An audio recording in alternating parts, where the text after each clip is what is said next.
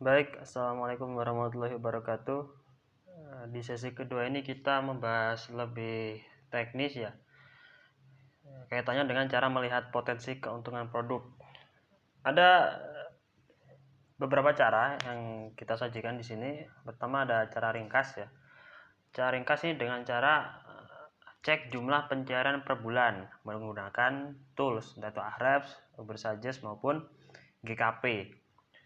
Dari hasil pencairan itu nantinya dikali 5%. Rumusnya dari mana? Dari pengalaman ya, dari apa yang diajarkan ke saya dulu dari guru-guru saya di Sintesa, Sotfate dan ustadz yang lain. Dan dari pengalaman-pengalaman beliau hanya disimpulkan di rumus ini. Jadi jumlah pencairan itu saya ambil contoh keyword sewa motor Bali ya, karena saya dulu bermain di keyword itu. Sewa motor Bali itu pencarian per bulannya 9.000. Kemudian dikali 5%. Jadinya 450 ya. Jadi potensi leads atau dari 9.000 pencairan per bulan, potensi orang yang ngechat saya itu 450. Oke. Nah, poin ketiganya, potensi leads itu jadi 450 itu dikali profit penjualan. Jadi saya waktu itu profit per penjualan minimal 100.000. Nah, dari situ nanti ketemu berapa potensi cuan yang didapat. Jadi saya 450 leads itu dikali 100.000. Jadi potensi profit yang saya dapat sebesar 45 juta. Potensi segitu. Bisa kurang, bisa lebih, atau bisa pas. Nah, ini tergantung banyak faktor ya.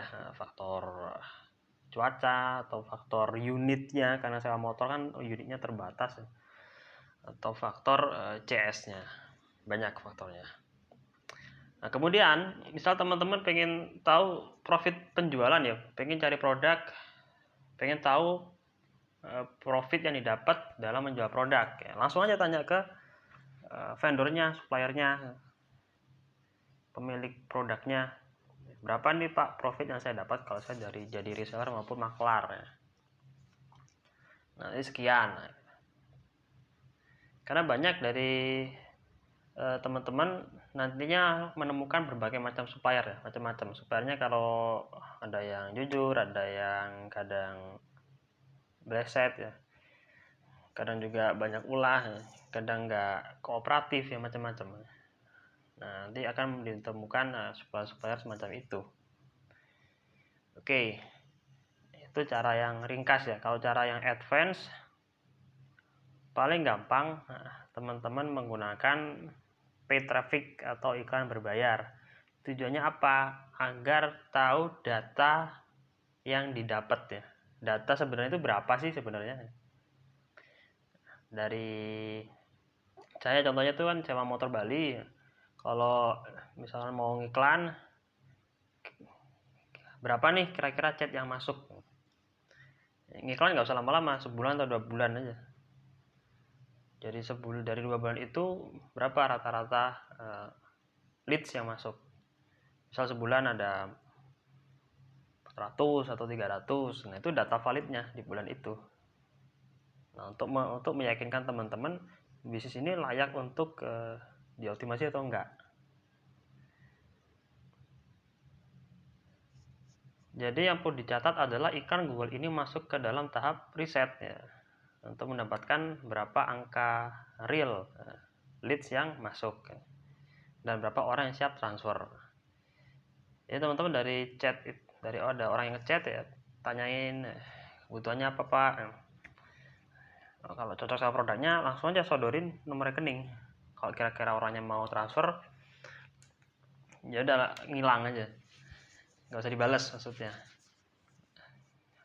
Dan kita bisa ambil kesimpulan kalau produk ini hot ya, berpotensi untuk dioptimasi. Baik, Ciri produk ideal ala Syntesa. Keuntungan minimal 100.000 ya per closing. Jadi jangan ngambil produk yang keuntungannya di bawah 100.000.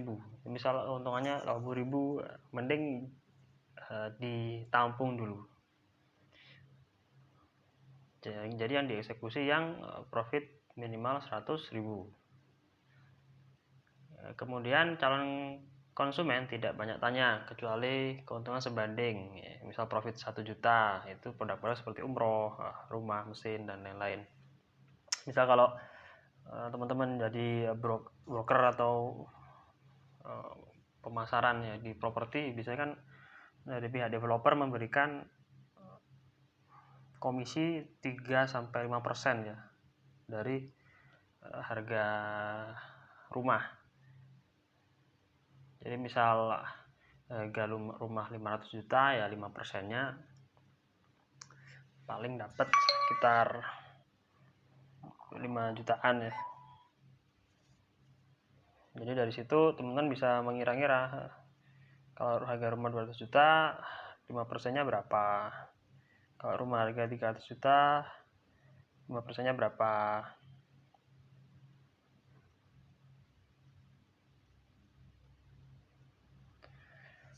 Baik,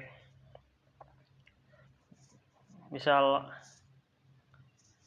nanti teman-teman agak kesulitan dalam menjual produk-produk ini, ya wajar ya.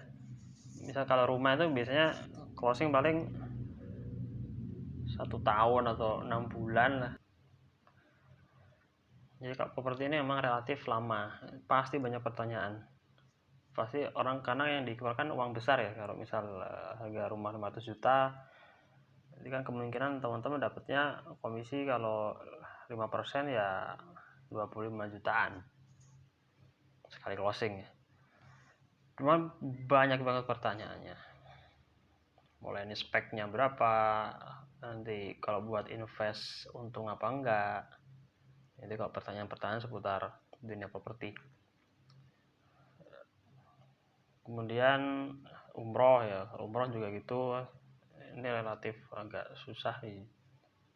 Pastinya banyak pertanyaan, intinya orang perlu diyakinkan. Ada temen kalau main di umroh dia nggak bisa deal online, nggak bisa, pasti butuh kantor. Dia cerita kalau dealnya itu pasti offline nih kalau umroh, karena kaitannya dengan uang besar. Kalau sekarang kan umroh kan 30-35 juta ya minimal. Tapi ketika teman-teman mampu closing di situ, biasanya dari pihak jasa umrohnya kalau misal closing 5 atau closing 7 itu gratis umroh buat kita. Dan yang ketiga, sekali closing bisa banyak kuantitas. Ini artinya repeat order ya. Jadi teman-teman kalau memilih supplier, pastikan stoknya aman. Utamanya produk-produk fisik. Kalau produk digital kan ya stoknya unlimited. Kalau produk fisik ini yang perlu dicek stoknya aman atau enggak. Nanti kita sudah terlanjur riset, udah pusing mikir strategi marketingnya, udah keluar biaya buat iklan, ternyata stoknya nggak aman. Nah, ketika harusnya hari ini closing malah nggak closing, ya hitungannya kan kita rugi, karena kan kita iklan tiap hari. Yang keempat, konsumen pasrah total ke pemilik produk atau penjual ya. Yang kelima, punya potensi bagus di pasar lokal. Artinya teman-teman nggak perlu heboh ini menjangkau suatu provinsi atau satu Indonesia, nggak perlu. Lihat lokal aja dulu, potensinya bagus di lokal. Kan banyak jasa maupun produk yang bisa dikembangkan di lokal. Jasa sedot WC, jasa catering, jasa servis sofa, jasa servis AC. Kemudian harga stabil atau bahkan abu-abu. Ini perlu di garis bawah ya teman-teman. Harga stabil maksudnya harganya nggak berubah-berubah. Artinya teman-teman tidak disarankan untuk main di sektor sembako. Sembako ini harganya fluktuatif. hari ini harga cabai naik, harga ayam turun. Besoknya harga ayam naik, harga cabai ikutan naik. Kemudian lusanya harga cabai sama ayam turun, harga bawang naik. Dan begitu seterusnya ya. Itu harganya nggak jelas ini. Terlalu kompleks permasalahan harga, apalagi masyarakat lihatnya di harga ya, harga beda lebih murah dikit pindah, atau harga abu-abu ya, konsumen tidak paham pricingnya. Nah ini kaitannya dengan jasa yang spesifik. Jasa yang spesifik biasanya skillnya yang mahal ya.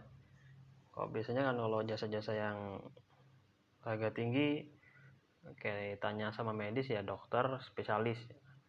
Kalau di Lumajang sini dokter spesialis yang lumayan tinggi itu THT ya, spesialis THT, kaitannya dengan telinga dan hidung.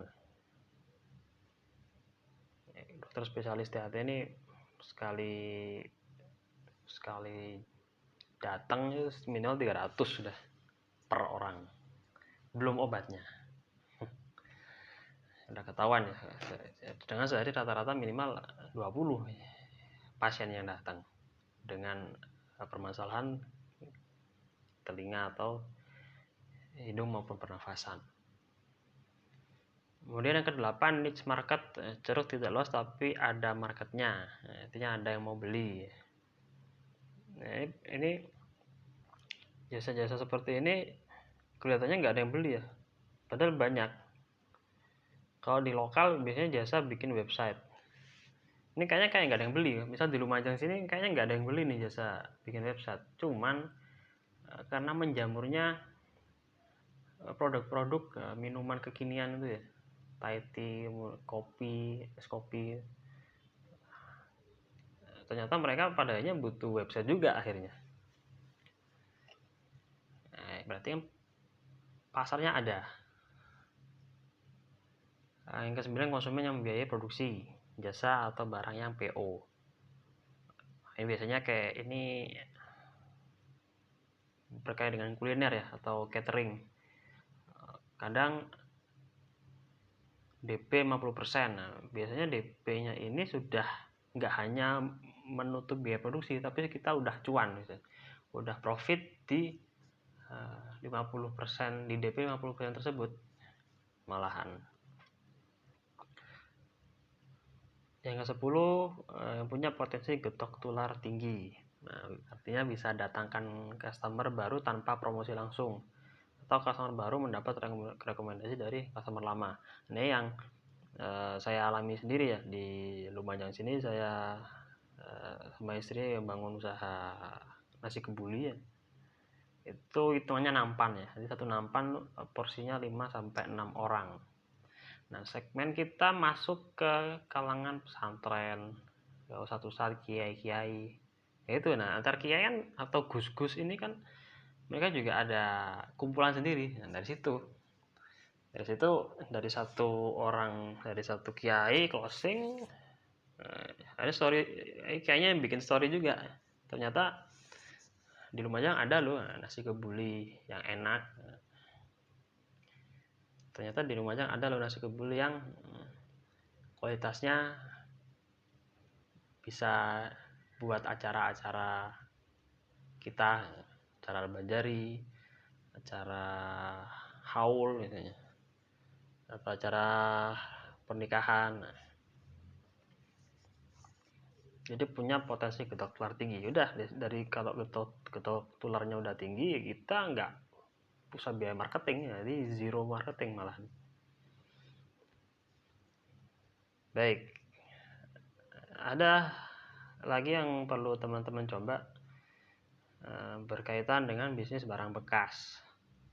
Jadi jual produk bekas, simulasinya ya cari barang di forum, kemudian beli, tawarkan di forum lain dengan harga lebih tinggi. Nah, produk barang bekas ini banyak yang nyari. Kalau yang biasa saya alami ini produk AC ya. Jadi orang nyari AC second. Jadi saya nyari AC second misalkan gitu, dan orangnya pas mau pindahan. Wah, jadi harganya bisa turun jauh. Nah, teman-teman bisa mulai dengan coba praktek dengan menjual barang-barang yang udah jarang dipakai di rumah. Itu ada kemungkinan ada yang mau beli. Contoh, kalau yang trennya agak turun itu goes gitu ya. Goes pada turun trennya sekarang, nggak serame dulu. Artinya kan ketika dulu udah beli sepeda, mungkin sekarang udah jarang-jarang goes ya, yang dipakai sepedanya, lebih seneng jalan kaki atau jogging. Ya bisa tuh dicoba untuk ditawarin ke forum barangnya. Kuncinya kita harus tahu current price-nya. Kalau ada yang jual di bawah current price ya kita beli saja, supaya kita bisa jual lagi di harga current price atau lebih tinggi sedikit. Nah, jadi seperti itu mainnya barang bekas. Ada lagi biasanya itu kamera, dulu karena rame orang-orang nenteng kamera, hanya beli kamera. Ternyata setelah dijalani cekrek lama bosen. Nah, itu bisa dijual. Lalu ada bisnis hewan peliharaan. Ada banyak kategori yang masuk di ini niche hobi. Kategori hobi tapi tergolong hidden game dan blue ocean. Ini hobi yang senang hewan. Jadi mulai hobi kucing, hobi burung, hobi ayam ya. Hobi burung ini hampir semua kalangan sepertinya ya. Kalau kucing ya, teman saya yang bisnis kucing itu dia mengakui kalau segmennya masih menengah ke atas, dan beda sama burung ini mulai atas ke bawah, hampir semua elemen orang senang burung. Ketiga ayam biasanya ayam Bangkok ya, ayam Bangkok atau ayam yang jambulnya gede itu. Nah, biasanya ini laku harga tinggi. Kemudian yang sekarang ini ikan koi, ikan cupang. Kalau kucing yang teman saya jalani, dia beli kucing yang bersertifikat ya. Jadi dia beli istilahnya apa ya, nama jenisnya American Shorthair kalau nggak salah. Jadi dia beli kucing usia 3-4 bulan gitu, ada sertifikatnya resmi dari pusat kucing dunia gitulah sertifikatnya. Nah, jadi tujuan sertifikat ini mengetahui keturunan dari kucing yang dia beli nih. Jadi bapaknya ini misal bapaknya American Shorthair, ibunya American Shorthair. Soalnya kadang kan kucing itu misal kucing Persia, bapaknya Persia, ibunya kampung. Ini kan ada potensi si anaknya jadi kucing kampung kan gitu. Nah, tujuannya sertifikat itu mengetahui nasabnya ya, silsilah kucing ini beneran American Shorthair atau ada campurannya. Nah, tujuannya sertifikat itu mencatat ya keturunan leluhur kucing ini. Ya, dia beli sekitar harga 4 juta itu 4 juta, dirawat sebulan, bulan depannya udah naik sampai 6 juta. Jadi buat muter duit dia di kucing malah. Worth it emang sampai sekarang.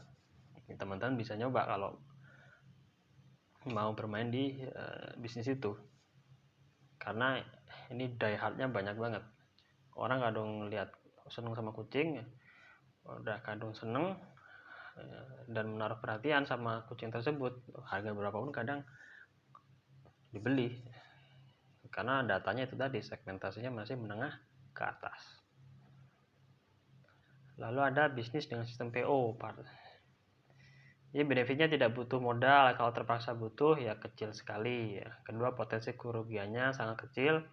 Yang ketiga, tidak ada resiko dead stock ya, jadi nggak ada resiko barang basi.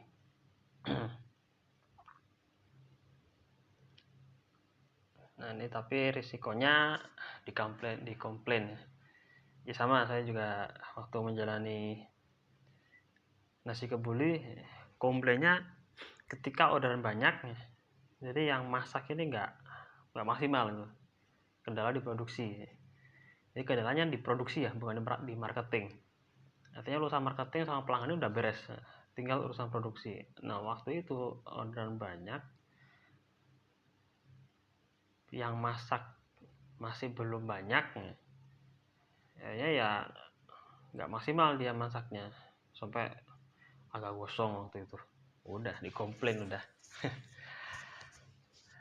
Ini gimana kok gosong, nah gitu, nasi kebunnya gosong. Nah itu yang repotnya di situ kalau dikomplain. Cuman seiring berjalannya waktu, bertambahnya pengalaman, bertambahnya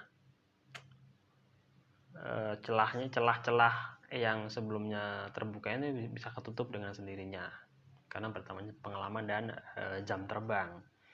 Jadi sekarang ya nggak, pastinya kalau bisnis catering yang besar yang sudah mapan sekarang ya dulunya juga seperti itu juga bisa jadi. Tapi karena bertambahnya pengalaman, jam terbang, dia bisa mengurangi resiko itu atau bahkan menzerokan resiko itu. Jadi kalau kata Ustadz Fatih itu ya, kita berbisnis, kita berwirausaha, tujuannya untuk menzerokan risiko, menolkan resiko. Namanya pebisnis, pengusaha, kerjanya kan nyari jalan keluar intinya, memberikan solusi dari setiap permasalahan, termasuk solusi dari permasalahan dia sendiri. Lalu bisnis dengan sistem PO part 2. Nah, ini ya yang tadi saya singgung ya. Ini umumnya harus DP 50% atau seharga modal belanja kita. Kadang malah di DP 50% itu nggak cuma nutup biaya produksi atau modal belanja, tapi juga udah profit. Selain itu ada catering, kemudian makanan lainnya ya, asinan, kue ini sampingan ya, bukan utama. Kemudian ada buku. Teman saya yang main buku ini, teman-teman kalau dulunya seneng ikut-ikut seminar beasiswa atau nyari-nyari info beasiswa, ada akun Instagram namanya iKampus Indonesia. Nah, ini teman saya di asrama dulu, dia saat ini lagi nyiapin buku kaitannya dengan psikologi atau kaitannya sama introvert lah. Bukunya sistem PO. Jadi yang mau beli buku saya gitu kan, dia bilang yang mau beli buku saya PO mulai sekarang dan akan dikirim 2 minggu lagi gitu. Jadi modalnya nggak ada, modal buat produksinya nggak ada, karena udah di cover sama pembelinya tadi. Nah ini buku yang bisa dipasarkan ya, kaitannya dengan bisa berangkat dari niche yang kita bahas sebelumnya di saat sebelumnya ya, berkaitan dengan kategori bisnis terbaik ya. Itu ada bisa buku tentang kesehatan, tentang pariwisata, kesehatan, ada buku tentang pendidikan, kemudian soal keuangan. Nah itu buku-buku dari kategori bisnis terbaik itu bisa masuk di situ. Lalu yang keempat ada semua produk kelas, kusen, aluminium ya, konstruksi bangunan, kanopi, kemudian juga ada furnitur maupun interior. Sekarang paling banyaknya wallpaper atau rumah kayu. Nah, ini lumayan nih, kalau rumah kayu ini ada temannya ayah saya, itu rumah kayu luas 3x4 ya, itu harganya minimal 40 kalau nggak 50 juta harganya, 4 kali 5 kalau nggak salah. Atau kalau gazebo kecil, lebih kecil lagi gazebo ya, itu paling ya 20 atau 25. Ini bisnis dengan sistem PO. Ini nggak modal di awal maksudnya ya. Kemudian bisnis yang modalnya hanya berubah wujud. Banyak bisnis yang ketika modalnya udah dibelanjakan maka akan muncul potensi rugi. Bisnis yang modal berubah wujud adalah bisnis rental atau sewa.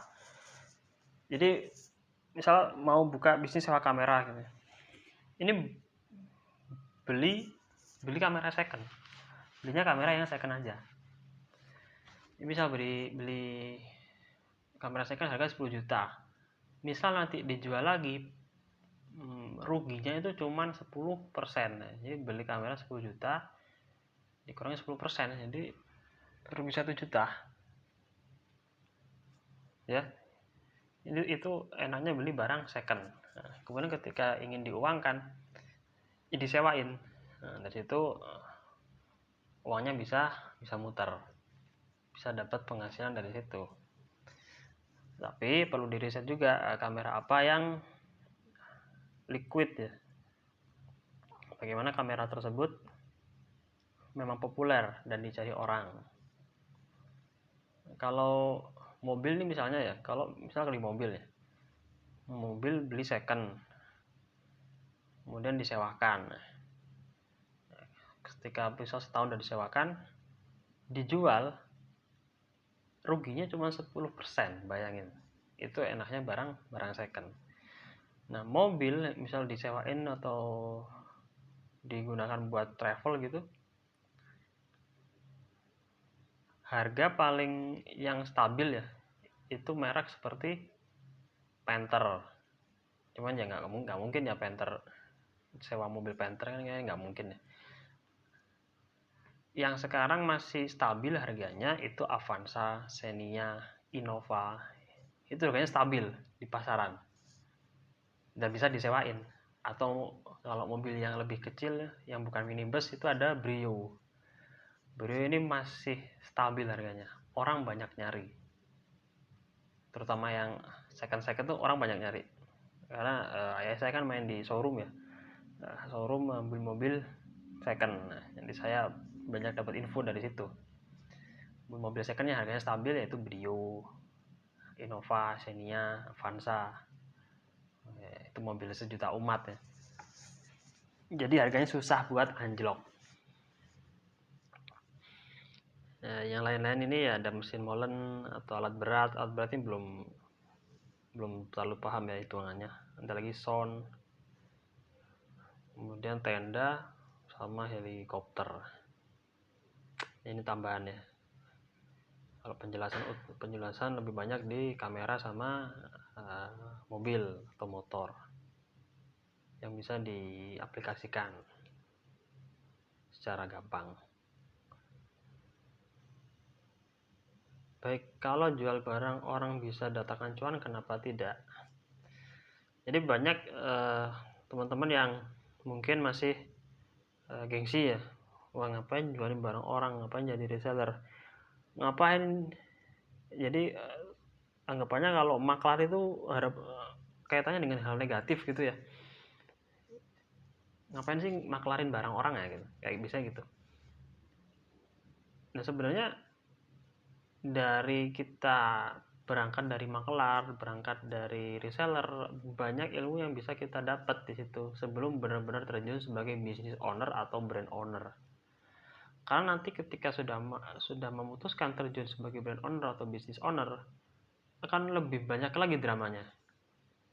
Sekali kesenggol langsung hancur ya brand yang sudah dibangun bertahun-tahun gitu kan. Sekali kesenggol, ada pondasinya kita rapuh, langsung anjlok. Nggak turun loh ya, anjlok udah. Jadi anjloknya udah di bawahnya turun. Makanya dari kami pun yang di Sintesa ya, saya juga termasuk ya pastinya berangkatnya dari seller, mengalih karir sebagai reseller ya. Goalnya menjalin aktivitas berjualan atau bisnis, mengetahui dan mengenal medan ya, kondisi persaingan dan naik turunnya iklim atau tren ya. Sama saya dulu di sewa motor Bali, saya di sewa mobil, di travel antar kota, saya jual bibit mangga alpukat, saya jual cover mobil, banyak banget kan ya. Jadi saya paham, saya mengerti produk dari A sampai Z, semua prosesnya saya paham, sampai hanya sekarang mau bangun brand sendiri, berani untuk terjun sendiri ya, sebagai business owner atau brand owner. Setahun lebih ya, 2 tahun, setahun atau 2 tahun ya saya gerak di maklaran ini ya, menjual produk orang. Ya, ini menjadi penting ya sebagai modal sebelum menjadi brand owner atau pemilik produk. Nah, ini tadi. Ini terapam statement pamungkas nih. Hal yang sama juga dilakukan oleh semua santri mukim di Sintesa. Alhamdulillah setelah lulus menjalani karir sebagai reseller, sekarang banyak yang akhirnya udah punya usaha sendiri. Produk yang diresellerkan apa? Ya yang udah dibahas tadi. Saya pun begitu. Jadi saat ini menjalani aktivitas sebagai brand owner atau business owner. Sebelumnya, udah perang bintang udah sebagai seorang reseller, sebagai seorang makelar. Dan itu yang ilmu-ilmu itu yang kami terima selama di Sintesa. Akhirnya kami lulus dan mulai berani untuk terjun langsung sebagai pelaku usaha. Baik, demikian yang bisa saya sampaikan. Wassalamualaikum warahmatullahi wabarakatuh.